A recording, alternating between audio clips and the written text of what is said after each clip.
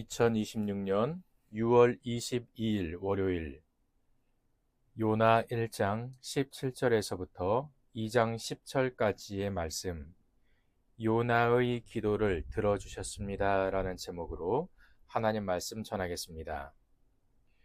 요나는 하나님의 부르심을 받고도 니느웨로 가지 않았습니다. 그는 하나님의 뜻보다 자신의 판단을 앞세웠고 다시스로 향하는 배에 몸을 실었습니다.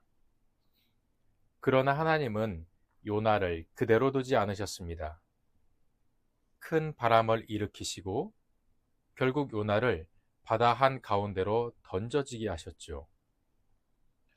사람의 눈으로 보면 요나의 인생은 끝난 것처럼 보였습니다. 깊은 바다에 빠진 것만으로도 살아날 가능성이 희박했는데 큰 물고기 뱃속에 삼켜졌기 때문입니다. 그러나 하나님은 심판의 순간에도 요나를 붙들고 계셨습니다. 오늘 본문은 하나님께서 큰 물고기를 준비하셔서 요나를 건지시는 장면으로 시작합니다. 물고기 뱃속은 죽음의 자리처럼 보였지만 하나님께서는 그것을 회복과 기도의 자리로 바꾸셨습니다. 예수님께서도 요나의 표적을 자신의 죽음과 부활에 연결하여 말씀하셨습니다. 죽음처럼 보이는 자리에서 하나님은 새로운 생명의 역사를 이루십니다. 오늘 내 삶의 자리 속에서도 여전히 나를 붙들고 계시는 하나님을 온전히 보길 원합니다. 먼저는 하나님께서 큰 물고기를 예비하셨다라는 것이죠. 17절입니다. 여호와께서 이미 큰 물고기를 예비하사 요나를 삼키게 하셨으므로 요나가 밤낮 3일을 물고기 뱃속에 있으니라. 아멘. 요나는 결국 바다에 던져졌습니다. 그의 불순종은 폭풍을 불러왔고 그는 죽음 같은 상황 속으로 들어가게 되었습니다. 모든 것이 끝난 것처럼 보이는 순간 하나님께서 큰 물고기를 준비하셨습니다. 본문은 하나님이 물고기를 예비하셨다라고 말하고 있죠. 우연히 지나가던 물고기가 아니었습니다. 하나님께서 미리 준비하신 은혜의 도구였습니다. 우리 하나님은 바다와 바람과 물고기까지 다스리시는 분입니다. 자연과 역사를 주관하시는 하나님께서는 요나의 생명을 붙들고 계셨습니다. 물고기 뱃속은 사람이 살 수 있는 공간이 아닙니다. 그것은 어둡고 답답하며 숨막히는 자리였겠죠. 그러나 하나님은 그곳에서도 요나를 버리지 않으셨습니다. 우리의 삶에도 물고기 뱃속 같은 시간이 찾아옵니다. 앞이 보이지 않고 모든 길이 막힌 것처럼 느껴지는 순간이 있습니다. 기도조차 나오지 않을 만큼 답답한 시간도 있습니다. 그러나 하나님은 그 자리에서도 여전히 우리를 붙들고 계십니다. 하나님은 고난의 시간을 통해 우리의 마음을 돌아보게 하시고 다시 주님께 시선을 돌리게 하십니다. 물고기 뱃속은 요나에게 심판의 자리인 동시에 회복의 자리였습니다.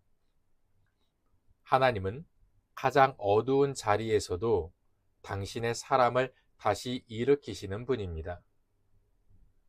둘째로 물고기 뱃속에서 드리는 감사의 기도를 드립니다.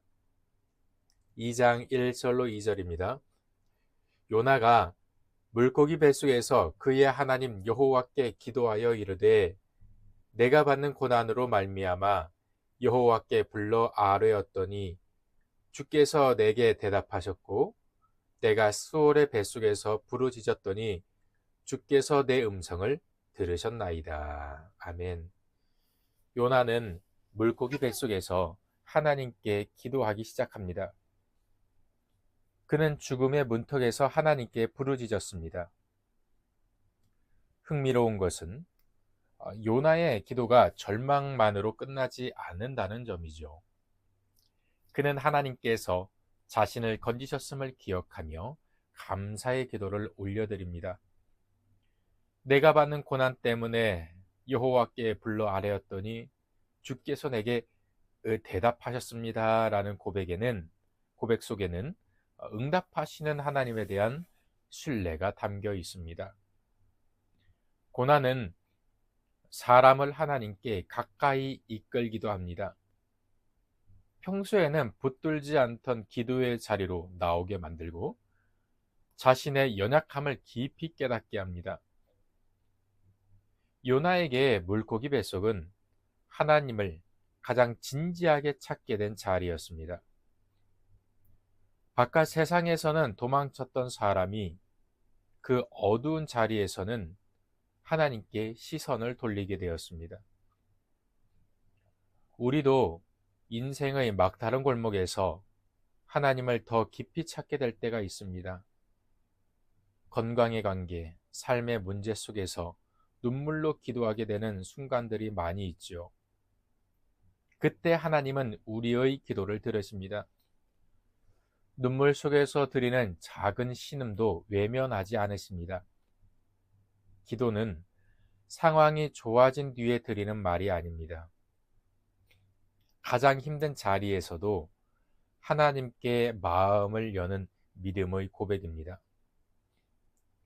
하나님은 그 기도를 통해 우리의 마음을 다시 붙들고 믿음 위에 세워가십니다. 셋째로, 구원은 여호와께 속하였습니다. 9절로 10절입니다. 나는 감사하는 목소리로 주께 제사를 드리며 나의 서원을 주께 갚겠나이다. 구원은 여호와께 속하였나이다 하니라. 여호와께서 그 물고기에게 말씀하시매 요나를 육지에 토하니라. 아멘. 요나의 기도는 결국 구원은 여호와께 속하였나이다 라는 고백으로 이어집니다. 요나는 자신이 살아난 것이 자신의 힘이나 지혜 때문이 아님을 깨닫게 되었습니다. 죽음의 자리에서 자신을 건지신 분은 오직 하나님뿐이었습니다. 이 고백은 신앙의 중요한 부분을 보여주죠. 인생의 주인은 하나님이시며 구원의 주권도 하나님께 있다는 사실입니다. 요나는 하나님의 부르심보다 자기의 생각을 앞세우며 살았습니다. 니느웨를 향한 하나님의 마음보다 자신의 판단을 더 중요하게 여겼습니다. 그러나 하나님은 그런 요나를 끝까지 붙드시고 다시 사명의 자리로 이끌어 가셨습니다. 하나님은 물고기에게 명하셔서 요나를 육지에 토해내게 하십니다. 하나님께서 다시 길을 열어주신 것이죠. 우리의 삶 역시 하나님 손안에 있습니다. 하나님은 무너진 마음을 다시 세우시고 막힌 길 가운데 새로운 길을 여시는 분입니다. 삶의 방향을 내 뜻대로 이끌어 가려 할 때 우리의 마음은 점점 메말라갑니다. 그러나 하나님의 인도하심을 신뢰하며 살아갈 때 삶은 다시 회복의 자리로 나아가게 됩니다. 구원은 하나님께 속해 있습니다. 오늘도 우리의 삶을 붙드시고 다시 일으키시는 분은 하나님이십니다. 말씀을 맺겠습니다. 하나님은 바다에서도 요나를 놓지 않으셨고 물고기 뱃속에서도 그를 붙들고 계셨습니다. 하나님은 요나로 하여금 기도하게 하셨고 다시 사명의 자리로 돌려보내셨습니다.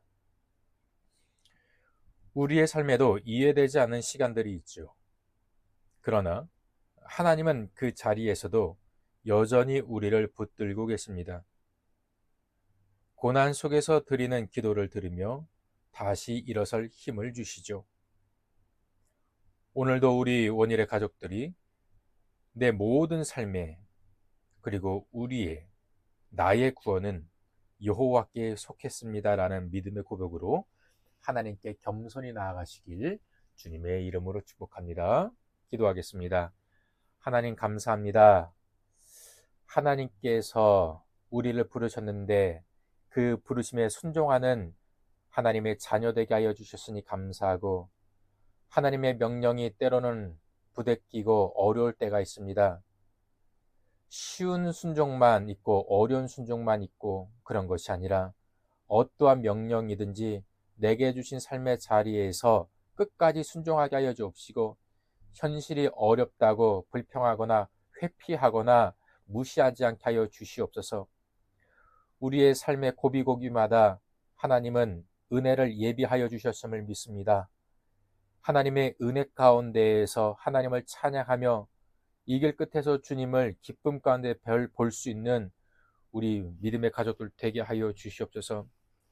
삶이 평탄치 않을지라도 그 가운데에서도 감사의 고백을 할 수 있게 하여 주옵시고, 내 삶의 구원은 오직 하나님께만 속하였음을 고백하는 우리가 되게 하여 주옵시며, 여전히 우리를 붙들고 계신 하나님을 찬양하며 다시 일어설 힘을 주신 하나님 앞에 나아가서 예배자로 설 수 있는 우리 모두가 되게 하여 주시옵소서. 모든 영광 하나님께 올려드리며 생명 되신 예수님의 이름으로 기도합니다. 아멘.